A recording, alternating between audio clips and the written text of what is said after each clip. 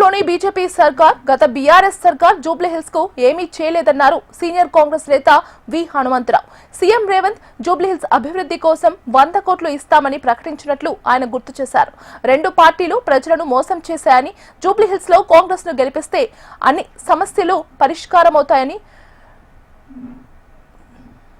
జూబ్లీహిల్స్ ఎలక్షన్లో ఎట్లనన్నా గెలవాలన్న ఉద్దేశంతో కాంగ్రెస్ మీద, ముఖ్యమంత్రి మీద ఆరోపణలు తప్పితే ఇప్పటి వరకు ఐదర్ బీఆర్ఎస్ కానీ బీజేపీ కానీ మీరు డెవలప్మెంట్ మీద ఏం చేస్తారు చెప్పండి. జూబ్లీహిల్స్ ఎన్నికల్లో మీ డెవలప్మెంట్ యాక్టివిటీ లేదు, ఓన్లీ ఆరోపణలు, లేకుంటే క్యాండిడేట్ గుండా అనడం, లేకుంటే కమిషన్లు అనడం, ఇవన్నీ ఒక ఆచారం అయిపోయింది.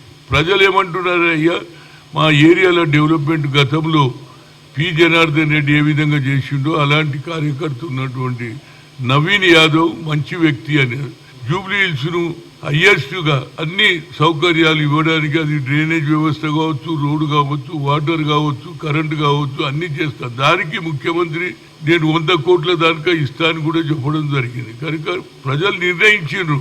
కేవలం వీళ్ళు లేనిపోని మాటలు మాట్లాడి ఓట్లు తీసుకోవాలని ఆలోచన